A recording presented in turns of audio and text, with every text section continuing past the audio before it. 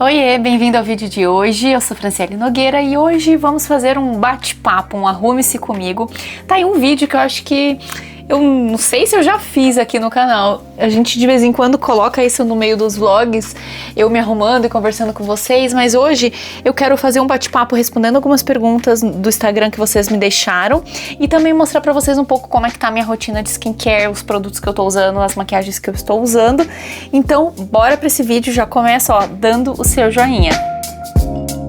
Primeira coisa que eu faço é limpar a minha pele, né, pra poder receber os produtos, né. Eu falo os produtos, mas eu não uso muita coisa, gente. A minha rotina de skincare, ela é muito básica mesmo, assim. Eu uso um sérum ali na região dos olhos, um hidratante e o protetor solar, e é isso, sabe? Aí eu já parto pra maquiagem, então não tem muita coisa. A minha rotina de pele também, agora eu tô até com uma espinha aqui, não sei se vocês estão vendo aqui, mas assim, é bem raro me dar algum tipo de espinha, de acne, sabe? Dificilmente acontece. Aconteceu essa aqui, aí eu cutuquei e daí ficou feia.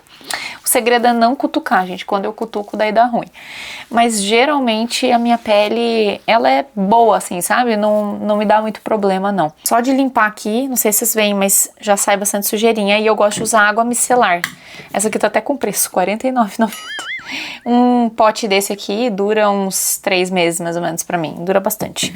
E eu uso com algodão, água micelar, e aí eu passo pra retirar todas as impurezas pra começar. Agora eu venho com esse sérum aqui, que é da Ordinary. Eu comprei ele lá em Portugal, mas eu amo essa marca, gente, ela é muito boa. E ele é um sérum que é pra região dos olhos, principalmente pras olheiras, pra dar uma clareada nas olheiras. Ele tem 5% de cafeína, e a cafeína, ela ajuda a clarear a pele. Então, eu gosto, ele tem uma textura assim bem líquida, né? Então, é gostosinho assim de aplicar. Uso uma gotinha só, é pouquinho, e aí eu passo aqui na pálpebra e na região dos olhos também.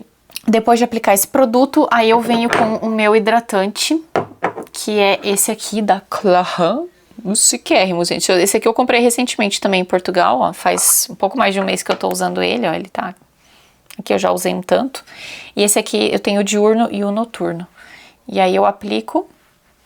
E é isso. Vou começar a responder as perguntas enquanto eu vou fazendo esse processo aqui de maquiagem com vocês. Engraçado porque eu abri a caixinha de perguntas e teve muita pergunta sobre o Lincoln.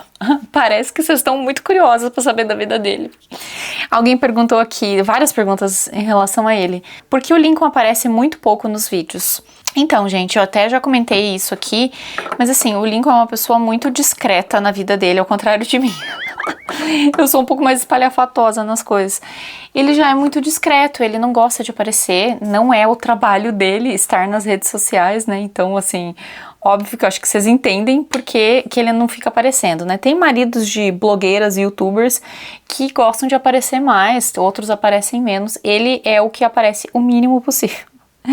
Então, assim, ele não gosta de estar na câmera, não é porque assim, ele é tímido, ou ele tem vergonha, nada disso, é porque ele não gosta mesmo. Não é o trabalho dele, não é a missão dele, ele não curte, gente, é por isso que ele não aparece. Ele tem outras coisas pra fazer, ele ocupa o tempo dele de outra forma, ele trabalha com outra coisa, então ele não trabalha junto comigo, sabe? A gente não trabalha juntos, então acaba que é natural que tenha essa separação do meu trabalho com o trabalho dele, e aí ele acaba não aparecendo. Ele não gosta muito de aparecer, mas ele não tem nada contra, ele super apoia o meu trabalho, super apoia o que eu faço, ele não é contra a gente mostrar a nossa vida, fazer vlogs, nada disso.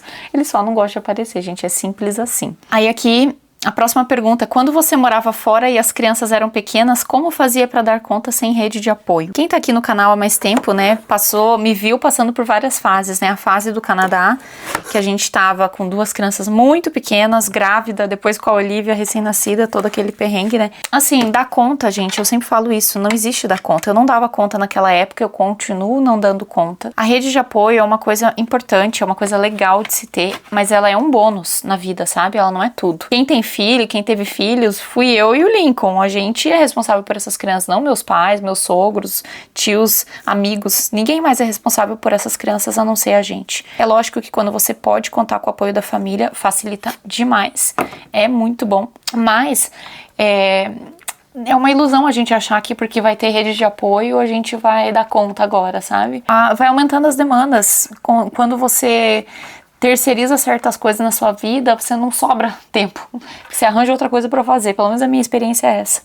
Então, dar conta eu não dou conta, gente. Eu não dava conta naquela época, eu priorizava aquilo que era importante, o resto eu deixava pra lá, igualzinho eu faço hoje. Tem coisas na minha lista de coisas pra fazer que, hoje não é prioridade, eu não vou fazer, hoje eu vou lidar com aquilo que é prioridade, e aí o que sobrar do tempo eu vou usando os outros itens, as outras tarefas que eu tenho pra fazer que não são da minha lista de prioridade. Mas a conta nunca vai fechar, sabe?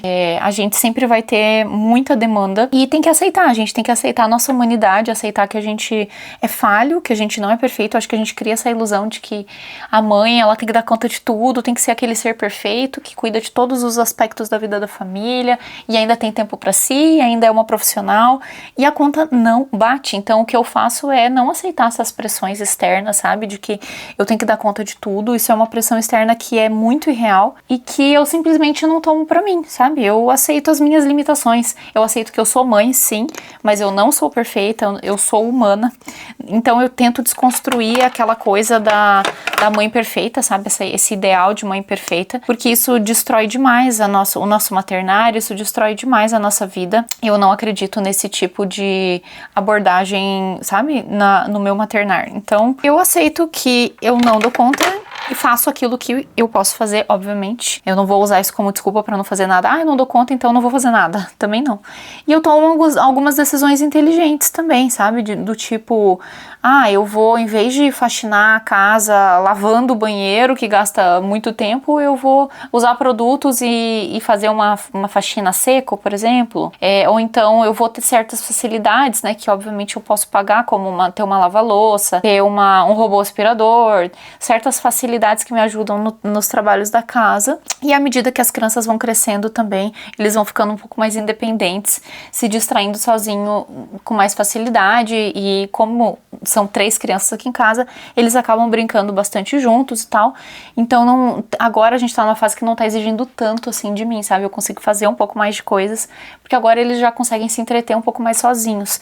Então vai melhorando com o tempo também, sabe? Acho que é isso. A base que eu usei é essa aqui, da Nina Secrets Hydra Glow, que é maravilhosa. A minha cor é a cor 10. E o corretivo que eu tô usando é o Shape Tape, da marca Tarte. Esse corretivo aqui maravilhoso, que eles prometem cobrir até tatuagem com esse corretivo, de tão bom que ele é. Ele é bem grosso, ele não craquela, é muito bom. E às vezes eu passo 2 camadas, porque vocês já viram a minha olheira, né? Ela é bem pesada. E eu tô usando a esponjinha, geralmente eu umedeço, mas hoje eu tô fazendo com ela seca mesmo, porque eu acabei não molhando. Mas acaba gastando mais produto quando a gente usa ela seca, eu prefiro sempre umedecer, eu acho que o acabamento fica bom. E aí eu venho e dou essa segunda camada de corretivo, e eu acho que fica muito bom, sabe? Muito bom mesmo. Gosto bastante. Motivação versus consistência para atender as demandas da família e do trabalho. Como você lida? Então, eu acho que eu tenho uma abordagem muito prática em relação a essas coisas, sabe? Eu enxergo hoje, tá? Hoje, certas coisas na minha vida como eu não tenho que ter motivação para fazer certas coisas, eu não tenho que estar afim de fazer certas coisas. Tipo assim, lavar a louça, arrumar a cama, tomar banho, escovar o dente. São coisas que eu faço simplesmente porque tem que fazer, não é? Eu fico esperando, tá afim de escovar o dente pra ela escovar o dente. Não, eu assumi como uma coisa que faz parte da vida, faz parte, é uma responsabilidade da vida adulta, e pronto. E aí agora, certas outras coisas, a gente olha algumas coisas na nossa vida por essa perspectiva, certo? Tipo, a gente nem questiona se a gente deve fazer ou não, a gente simplesmente faz.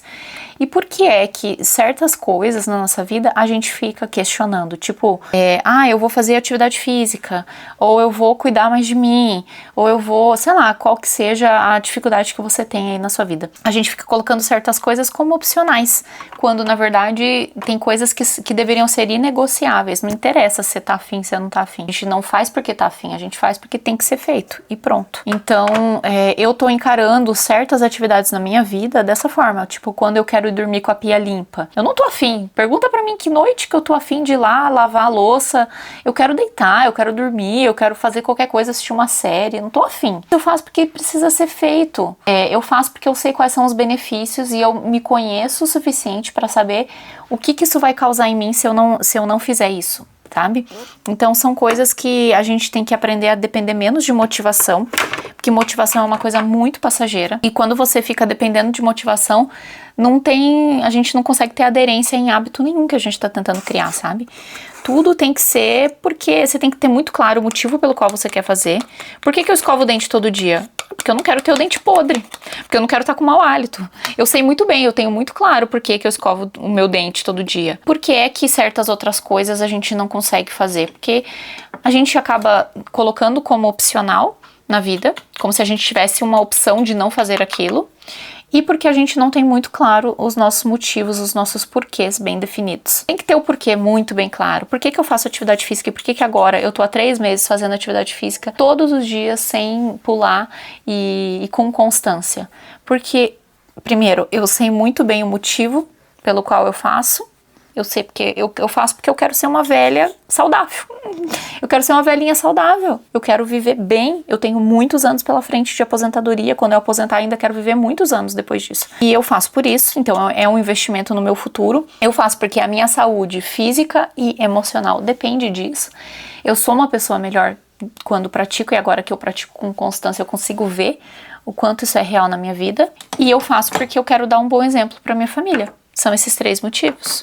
E dar um bom exemplo para vocês também, se isso servir para você. Então, assim, tenha muito claro os seus porquês e não negocie. Não fica tendo conversinha na sua cabeça de tipo, ai, eu tenho que fazer tal coisa, mas se eu não fizer agora, se não sei o que lá, não tem se. Tem que fazer, faz, pronto, não fica permitindo essas conversas na sua cabeça, tipo, o meu despertador toca 4h30 da manhã todo dia, vocês acham que eu tô afim de acordar, levantar 4h30 da manhã? Não, eu quero desligar o despertador e continuar dormindo, mas eu não fico negociando isso na minha cabeça, eu não fico assim, tocou o despertador, aí eu penso assim, poxa, o que acontece se eu dormir só até 5h15, ou se hoje, em vez de eu fazer exercício às 6, eu fizer às 8, ou o que eu não fico questionando isso. Eu não fico botando isso na minha cabeça. Mas é só mais 5 minutinhos. Acho que eu vou escolher dormir mais 5 minutinhos. Não, tocou o despertador, levantei. Pronto. Eu não vou abrir margem na minha cabeça para esse tipo de negociação. Porque senão você não consegue ter aderência em nenhum hábito. Então é assim que eu tenho lidado. Pode ser um pouco extremo para alguns, mas é o que tem funcionado aqui para mim. E espero que você consiga aplicar aí na sua necessidade, né? Naquilo que você tá precisando, no hábito que você tá precisando desenvolver. Agora vem uma pergunta que... Perguntaram essa mesma coisa de diversas formas. Ai, gente, me sobe o sangue quando perguntam sobre esse assunto. Mas vamos lá. Acho que precisa ser falado. A pergunta é a seguinte. Lincoln não se sente incomodado de ser mais gordinho? Desculpe a pergunta, só curiosidade aleatória. Ai, eu detesto esse tipo de pergunta. Por quê? O Lincoln não aparece nos vídeos, gente. O canal não é sobre o Lincoln, o canal é sobre a Fran. Ele não gosta de aparecer nos vídeos. E ainda assim, muita gente... Gente, eu abri essa caixinha de pergunta, veio muita pergunta sobre ele, sobre a aparência física dele. Sobre o fato de ele estar acima do peso, perguntando se ele tá fazendo dieta, perguntando se ele tá emagrecendo, quanto ele já emagreceu. E esse tipo de pergunta passivo-agressiva, sabe? De ele não se sente incomodado de ser gordinho. Não, ele se sente incomodado de gente vir questionar o corpo dele quando ele não abriu pra ser questionado. Ele não tá expondo a vida dele, ele não deu liberdade pra ninguém fazer esse tipo de pergunta, fazer esse tipo de comentário. Quando chega esse tipo de comentário, eu não fico nem falando pra ele, mas aparece sempre, aparece no meu direct, aparece em todas as caixinhas de pergunta que eu abro, as pessoas perguntando sobre o corpo físico dele, sabe? Sendo que tipo, ele nunca deu margem pra ninguém comentar sobre a aparência dele. Então, assim, é extremamente inconveniente, é extremamente passivo-agressivo esse tipo de comentário, cheio de julgamento por trás. Simplesmente não comente sobre o corpo do outro. Se o outro comenta sobre o próprio corpo é uma coisa, mas você comentar sobre o corpo dos outros, isso não se faz, sabe? Isso é extremamente inconveniente. Ainda mais, ele não se sente incomodado. Ai, nossa, gente, não tem nem resposta pra dar. Isso me irrita de uma forma que eu acho que eu sou muito leoa com os que eu amo, sabe? Eu não gosto de ver ninguém. Isso pra mim sabe, chega quase a ser um bullying, esse tipo de comentário. É extremamente inconveniente. Ele tem as lutas dele, mas não é da conta de ninguém, sabe?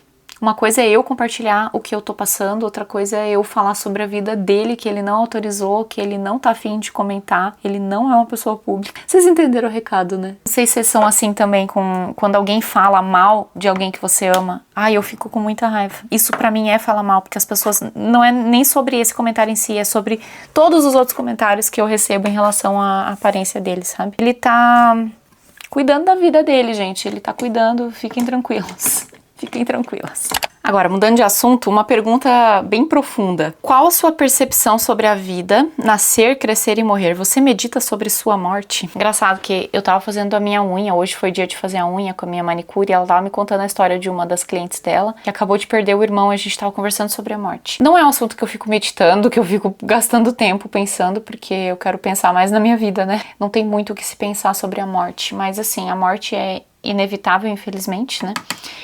A minha visão é que a morte, ela é uma coisa temporária, ela vai ter fim um dia, ela é uma consequência de viver no mundo de pecado, e um dia isso tudo vai acabar, né? Então, a morte, ela é um sono, a Bíblia fala que a morte, ela é um sono, é como se fosse um descanso profundo, uma pessoa que está em estado inconsciente. Então, a Bíblia fala, tem vários textos na Bíblia que fala que o homem que morre, ele não tem consciência de nada que está acontecendo, e tanto no Novo quanto no Antigo Testamento, tem versos que explicam sobre isso, né? Qual que é o estado das pessoas na morte. Então, a pessoa não sai, tira a alma e vai para o céu ou vai para o inferno. A pessoa está descansando e ela não tem consciência de nada que acontece, e vai ser assim até o dia que Jesus voltar e ressuscitar todos os mortos. Então, é isso que eu acredito, é isso que a Bíblia fala sobre o estado da morte, apesar de ser algo bem diferente do que a maioria das pessoas acredita, mas a Bíblia fala sobre isso. E então eu encaro a morte assim, ó. Alguém morre, é muito triste, porque obviamente ninguém quer perder alguém querido, né? A gente que fica sente muito, mas pra pessoa que morre não é uma coisa ruim, sabe? Pra pessoa que morre, ela tá descansando profundamente. A próxima consciência que ela tiver vai ser quando Jesus estiver voltando e ressuscitá-la. Então, pro bem ou pro mal, né? Seja pra ela ir pro céu, morar com ele, ou seja pra ela sofrer o castigo eterno, né? A morte eterna. A morte, na verdade, ela é olhando por essa perspectiva, eu vejo como uma bênção, sabe? É uma coisa boa para quem está morrendo, porque significa que essa pessoa não vai mais viver num mundo de pecado, né? Então a gente que sofre, né? Que fica. Mas é óbvio que eu não quero morrer, né? Não tão cedo. Quero viver muitos e muitos anos aí, e eu não fico pensando muito sobre isso, né? Mas acho que é um consolo quando você perde alguém querido seu, saber que para essa pessoa não é ruim, ela só está descansando, e que esse descanso ele é temporário, ele não vai ser eterno. Isso acho que é a coisa que mais me consola quando eu escuto sobre alguém que morreu, quando as situações na minha vida, os familiares que eu já perdi, é o que me consola, sabe? Esperando o meu segundo baby, uma pergunta. Essa pergunta é íntima, ó. O quanto os filhos influenciaram na vida sexual? E quanto eles influenciam, né? Essa é uma coisa que as pessoas perguntam, né? Tem curiosidade de saber como que fica a vida sexual pós-filhos. E assim, eu posso falar pela minha experiência, né? Não pela experiência dos outros, mas eu vou falar pela minha experiência e pelo que eu escuto também. Eu vejo que logo que você tem filho, você não tem cabeça pra pensar, mulher, né? Não tem cabeça pra ficar pensando muito nisso, né? Você tá ali cheio de prolactina, né? Que é o hormônio da amamentação que inibe a libido. E você tá num momento fragilizada. A mulher não tá dormindo, a mulher não tá se adaptando a uma nova rotina, toda aquela coisa, né? Pro homem também, né? Ele tá vendo a mulher dele agora num papel de mãe e não só de esposa. É uma adaptação que é pra todos envolvidos, né? Então eu acho que é natural que nesses primeiros meses, quando você tem um bebê, além da mulher estar de resguardo, ter ali os 2 primeiros meses de resguardo e tudo mais, é normal que exista uma queda, né? Acho que dos 3 filhos que eu tive, as minhas 3 experiências pós-parto foram assim, sabe? Uma queda na libido, uma queda até na frequência sexual e tudo mais. Mas isso, com o passar do tempo, vai melhorando, né? A criança vai crescendo um pouquinho mais, a gente tem um pouco menos de prolactina no corpo, né? Vai amamentando um pouco mais espaçado, vai voltando isso aos poucos. E eu acho também que, talvez seja um pouco contraditório, né? Acho que a gente também não pode ficar dependendo só de estar afim, porque às vezes, eu não sei se você se identifica, às vezes a mulher, principalmente, não tá afim de fazer sexo com o marido. Mas quando ela começa, ela vai ficando afim. conforme o processo vai acontecendo. Então não dá pra esperar, tá? Nossa, subindo pelas paredes, louca de vontade também. Às vezes a gente tem que ter um pouco de iniciativa, mesmo sem ter tanta vontade. Isso eu não tô falando pra você fazer contra a sua vontade, nada disso, né? Mas assim, às vezes a vontade, o desejo, ele vai vindo depois, sabe? Ele vai vindo... existem dois tipos de desejo, né? O desejo que é espontâneo, né? Tipo assim... Você olhou pro seu marido, nossa, que vontade, né? Que é o espontâneo. E existe aquele que é construído também. Então eu acho que nessa fase inicial, a gente baseia muito nesse desejo que vai sendo construído, sabe? Porque naturalmente a mulher não tem tanto apetite sexual, né? E eu acho que isso é normal, porém é um ponto de atenção no relacionamento, sim. Eu acho que a Bíblia fala, né, que a gente não pode privar nossos maridos e os maridos não devem privar as suas esposas, né? Então é uma coisa que precisa acontecer porque o sexo, ele não é só fisiológico, né? Ele tem muito a ver com o emocional do casal, com a conexão do casal e outros aspectos. Então fica tranquila que é uma fase que vai passar, as coisas depois melhoram e depois tudo vai se encaixando. Tudo vai se encaixando. Eu acho que é o processo natural das coisas. Fran, o Lincoln não fica com ciúme pelo fato de seu personal ser homem? Eu adorei essa pergunta, porque eu nunca tinha parado pra pensar sobre isso. Assim, no nosso relacionamento, a gente não tem ciúme, sabe? Eu não tenho ciúme dele, ele não tem ciúme de mim. A gente confia muito um no outro. E é lógico que ao mesmo tempo em que a gente confia, a gente também não dá bobeira, né? Nem eu e nem ele. A gente não fica sozinho, eu não vou ficar sozinha com um homem, ele não vai ficar sozinho com uma mulher. A gente tem respeito um pelo outro ao ponto de se preservar também e de entender que apesar de a gente ser fiel um ao outro, todo ser humano está sujeito a cair em pecado, então a gente precisa se cuidar. Então é isso que eu quero dizer, sabe? Eu não tô imune a ter um pecado de adultério e nem ele. Isso pode acontecer se a gente não se proteger, se a gente não se blindar. Então o que a gente faz para se blindar? Evitar ficar sozinho, né, em ambientes com outra pessoa, não dar intimidade. Então, por exemplo, a minha relação com o meu personal ou com qualquer outro homem que presta serviço para mim, alguém que vem aqui na minha casa, sei lá, qualquer pessoa na minha vida, é uma relação profissional, eu não dou intimidade, e meu personal também, ele é muito profissional também, ele também não me dá intimidade, então a gente tem uma relação profissional. Acho que dá pra você ter um serviço prestado, um prestador de serviço do sexo oposto, desde que você tome os devidos cuidados, desde que você não crie muita intimidade, né, porque eu acho que esse é o problema. Vem alguém prestar serviço, como é que as coisas começam, né? Todo mundo sabe como começa. Começa a ficar muito amigo, aí começa a dar muita intimidade, aí vai indo, vai ficando muitas conversas, começa a abrir muita coisa da vida, aí quando vê, começa a ter muita intimidade, aí pode acontecer algo assim. Então, eu não vejo dessa forma, eu não dou esse tipo de abertura pra ninguém na minha vida. E relacionamentos, assim, com homens na minha vida, por exemplo, amigos, homens que eu tenho, são amigos que são os casais amigos, entendeu? É o marido e a esposa são amigos meus e do Lincoln. Eu não sou amiga só do cara. Eu não vou estar junto no ambiente só com o cara. Não, é sempre casais se relacionando, sabe? Isso dá certo pra gente.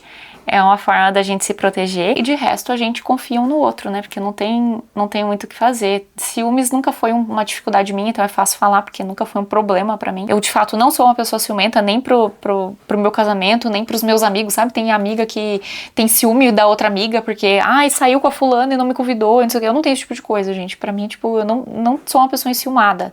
Graças a Deus, esse defeito eu não tenho. Tenho outros, mas esse não é. Então, é um pouco mais fácil pra mim e pro meu marido também. Então, eu acho que a vida seria bem mais complicada se a gente tivesse que lidar com ciúmes ainda. Além de tudo que acontece na vida, sabe? Você tem que confiar no seu cônjuge e ao mesmo tempo se proteger e saber que ele está se protegendo também, né? Tenho dificuldade de ter constância nos exercícios. Você tem alguma dica? A dica, eu acho que até comentei sobre isso, né?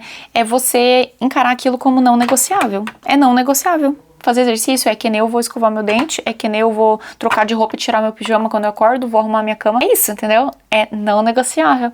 A gente fica querendo negociar. Por que eu nunca tinha tido constância antes no exercício físico? Porque eu sempre botava como algo negociável. No fundo, acabava sendo algo opcional. E não é algo opcional. Se você olhar e falar, isso não é opcional, e eu sei exatamente por que eu tô fazendo isso, vai dar tudo certo.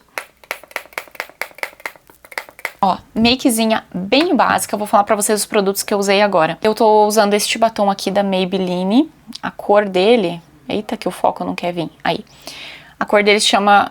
Ixi, alguma coisa 73. 373? Alguma coisa 73, gente, o nome da cor. Não sei.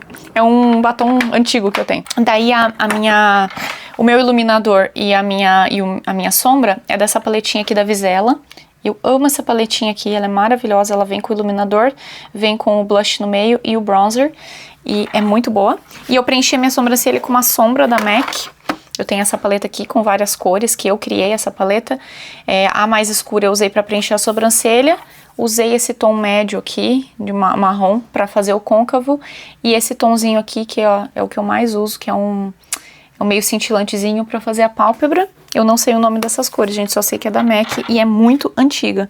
Muito mesmo, tem tipo 8 anos que eu tenho essa paleta. Me julguem. E essa é a minha makezinha básica. É isso pro vídeo de hoje, gente. Tô aqui pronta pra começar meu dia. A gente já pôde bater um papinho, responder algumas perguntas de vocês. Espero que vocês tenham gostado de mais um vídeo aqui no canal. O vídeo de hoje foi um pouquinho diferente. Me deixa aqui nos comentários se vocês gostam também que eu traga esse formato de vídeo aqui pro canal. Eu sei que vocês amam os vlogs, né? Mas eu acho legal alternar os vlogs com algum conteúdo mais sentado e falado, porque a gente consegue elaborar um pouco mais os assuntos, aprofundar certas coisas, e eu acho bacana de produzir também esse tipo de conteúdo. Quero saber se vocês gostam, sabe, de vez em quando ter esse tipo de vídeo aqui no canal. Se vocês também gostam de vídeo de maquiagem, se vocês querem ver mais sobre a minha rotina de skincare, essas coisas, deixa aqui nos comentários para eu poder ter uma noção se é uma coisa do assunto do interesse de vocês. Se vocês não se interessam por isso, deixa aqui o que vocês querem que eu mostre, tá bom? Isso sempre ajuda bastante a dar ideia de conteúdo, a trazer cada vez algo que vocês gostem, né? Que vocês se interessem e que atenda às necessidades e os interesses de vocês. É isso, fica com Deus, um beijo grande, bom dia pra todo mundo, ou boa tarde, não sei que hora vocês estão assistindo isso, ou boa noite. E a gente se vê no próximo vídeo.